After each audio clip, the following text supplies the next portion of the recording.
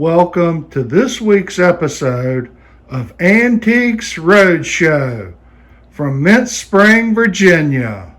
I would like to welcome today's guest, Allison Johnson from Miami, Florida. Welcome, Allison. Thank you. And I see you have one of the rarest and most sought after collections in the entire world. Please tell us how you obtained this collection, Allison. Well, it belonged to my father, Todd Cook, who was involved with these people in a fantasy football league. And this is the original set.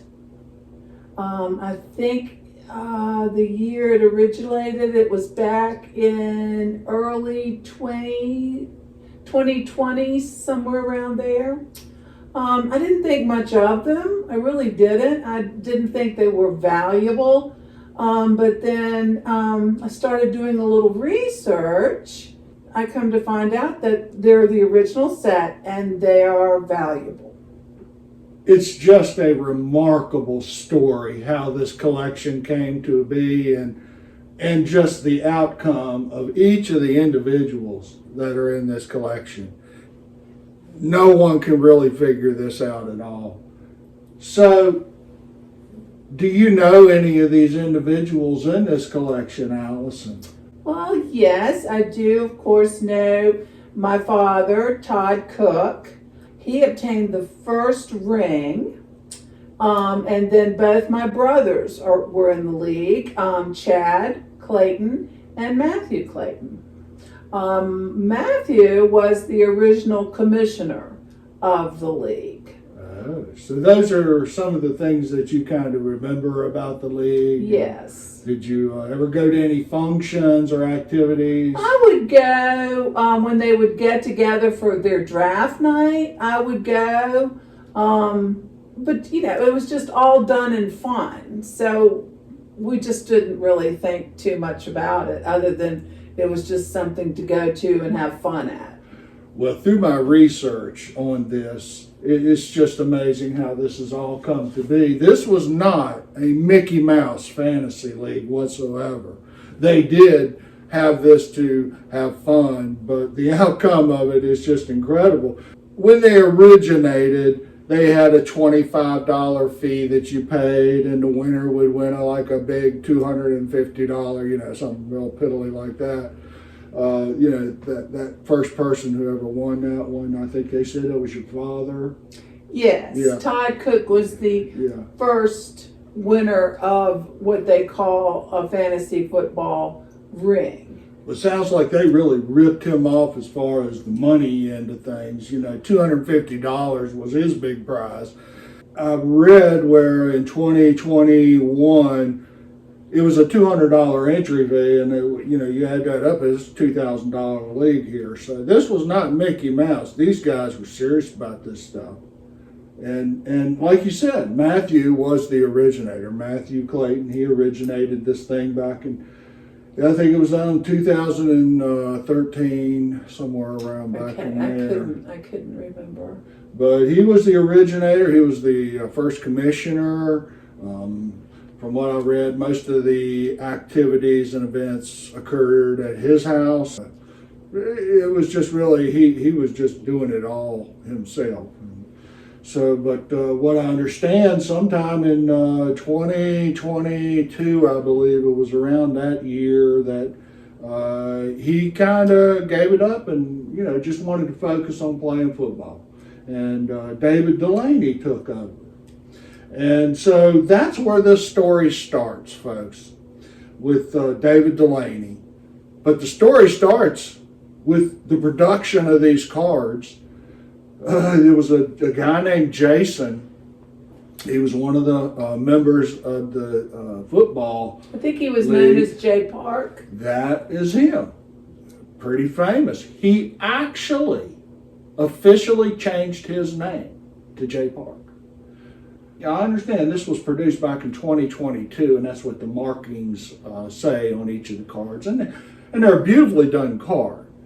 Each a nice stock, good color, well done, professionally done, you know, which it really puts value up there. And then each individual has some kind of description about those individuals that were on that card.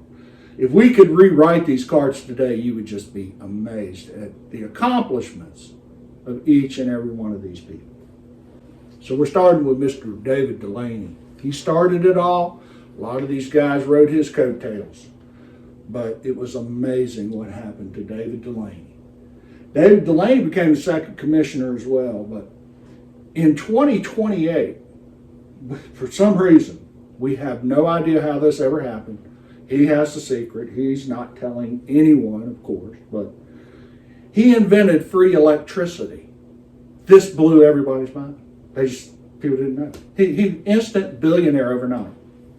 Him and Elon Musk, they bought off all social media companies.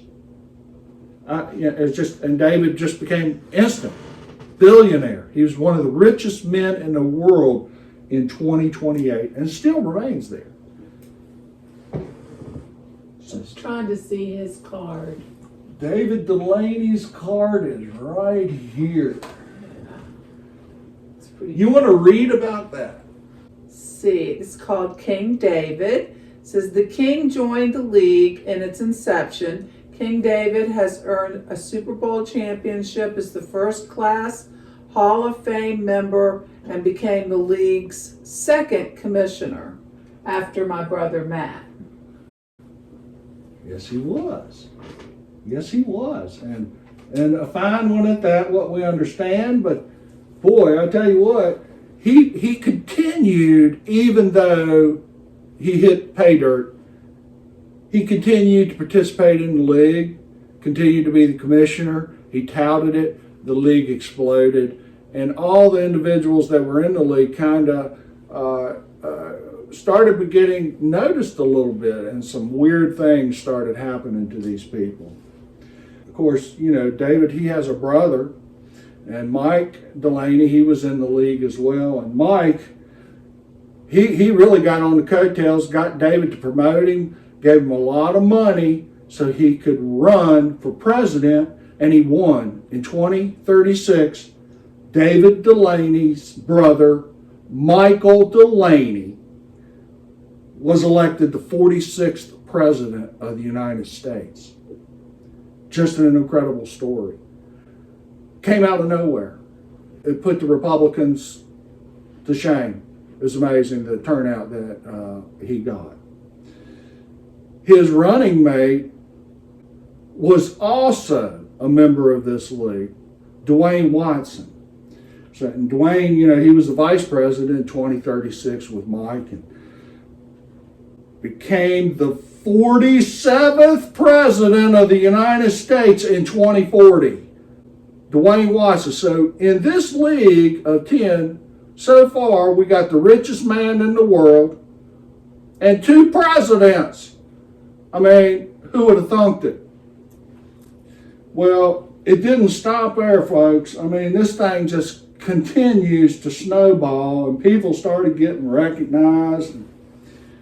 Somebody started hearing about some of the things that were going on. Daniel Coffey, he hit pay dirt in 2040 when the Delaney administration legalized cocaine. Dan is worth billions, y'all. I can't tell you. He's got billions. He knew, he seen this coming. The man's right up there. He hangs out with Warren Buffett and David Delaney and Elon Musk, those rich people like that too. So Dan knew what was going on, and he did well. So I want to talk about your brother a little bit. You know, Matthew, he's got the best card that was produced. Of course, he was the originator of the league, and I can remember stories of him being, you know, pretty tough competitor. You know, played pretty hard, but one of the most written about things about him was his book work and his studying of the statistics that were involved with this. And it was just incredible. And it was so funny how this turned out. Matthew, he just thought he was just going to be fantasy football all his life. You know, he'll work, he'll do nothing, he's just going to do fantasy football. Well, Cynthia got tired of it. She says, I'm going to prove to you. This was his wife. Cynthia is Matthew's wife. She said she was going to prove to him that he was a genius because he just went on a tear of winning fantasy football. It's just, and people were amazed because of the level of people. I mean, he was playing against presidents, he was, playing against billionaires, and people were looking at him like, dude, you're pretty good. You're beating these people. And he said, I know. He knew. I know. And so his wife sent him in for some tests and everything. And come to find out, Matthew is a quantum physicist. And he didn't even know it. And as soon as he found this out, he went to work. NASA hired him. Guess what? Billions. It's amazing. He's still involved in the football, not as much as he was heavily. He's going to be first man on Mars and all. We all know that. But, his stuff's all going into focusing on the football a little bit and then focusing really up on Mars. I'm sure he's going to try to start a league up there if it's all possible. Well, you got another person in this league, Chad Clayton. Tell us a little bit about his card. Was called the Closet Drafter. I think because he always hid when he did his drafts. And Chad the Closet Drafter Clayton joined the league as a league manager from day one. Took Chad 9 years and 4 Super Bowls to officially win a ring. So he was a late bloomer, but he finally did it. Okay, well, good for him because that closet got into his head some reason. Chad opened up a national closet organizing consulting business. Incredible how this thing took off. It's worldwide. Billions again. Who knew? That's what he was doing in that closet all those years when they said, what's he doing in there? He was figuring out closet plans, and hey, he turned that into billions. Good for Chad there. Good for Chad. And congrats on winning one. 9 years without one, that's a long time, but you got one under your belt. One of the amazing stories was the person who printed these cards. I think you alluded to is Jay Park, and he actually changed his name. Officially changed his name to Jay Park. You'll understand why when I tell you a little bit about his story. He was always, from what we've read, doing things in the league that were, promotional, trying to help the league to grow and to become big. And he's the one that had a big idea about, hey, this thing can turn big. Well, I think he said it all, and it did turn pretty big for him. Now that he's the head of ESPN fantasy football broadcasts worldwide, he is loving life. He's got his own show on ESPN, and he's in charge of all the broadcasts that go out there. So Jay Park really knocked it out of the park. And he was the one who printed these cards. He was the mastermind behind all of that, and came out with the idea of coming out with those things. And little did he know what these things would be valued, because Allison Johnson's about to become a rich person. There were some other folks in the league too. There was a guy named Tevin Maddox. He was a stud. He'd come in, flex them guns, and people go, "Woo, watch out there." But one of the great things about Tevin, he didn't use that against people. He was a helper, and that's where he started. He was a helper over at Buffalo Wild Wings, and he would give people drinks and wash the tables off and sweep floors and stuff like that. We'd always go over there and be buddies with him, but he would just lay low, because he had a vision. I knew his vision. And now Tevin Maddox is now the owner, sole proprietor, owner of all franchises of Buffalo Wild Wings worldwide.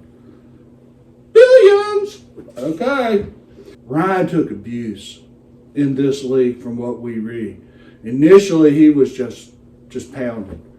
But actually, Ryan has become one of the most successful business people of all these. And is pretty well known as also. Ryan, I think one of the biggest things people said to him all through the league was like, fuck Ryan. And I was like, why did they say that? They put this stuff in his head. And they did put this stuff in his head. And Ryan turned that into billions. Ryan now is probably the most successful person in this league. He's joined the porn industry, and he opened up nationwide chain of porn and corn drive-ins. Ryan's just kicking it down. They can't build enough of these facilities that he's operating. So Ryan really turned that thing, fuck Ryan. He's like, okay, well, let's turn this into some money. And he did. And congratulations, Ryan, on that. The Monk or Todd, the guy who won the first ring, well, I don't know. From what we read, that him and his wife, which would have been your mom, sold their house in 23, and they traveled throughout the United States, and we've put everything in storage. In 2040, they both passed away, and you found these things, and these cards. However, the most valuable of these cards, the most valuable, is this one right here, and it's the name on the card is called the Monk. And they wonder why did that one become the most valuable card? Well, there's a good reason for that, ladies and gentlemen. He beat all the presidents, all the billionaires now. He went on a 10-year tear of winning. These guys were just so mad at him that he retired and went off and, passed with his wife. Everything turned out good, though. Everybody else is still living, and I've heard they thrown down the league, and it's really still a difficult league to get into, and they're up to $1,000 entry fee now. So the winner of the league, can turn in a little bit of money there. So that being said, I'm sure, Ms. Johnson, you're wondering about the value of these cards. Yes, I would love to know. I've never had them appraised. Like you said, we found them in storage after my parents passed, and didn't really think too much about it until we started doing some research. And it's like, yes, I'd very much like to know. Well, after speaking with my colleagues on this and making a few phone calls, it has been determined the value of this set of cards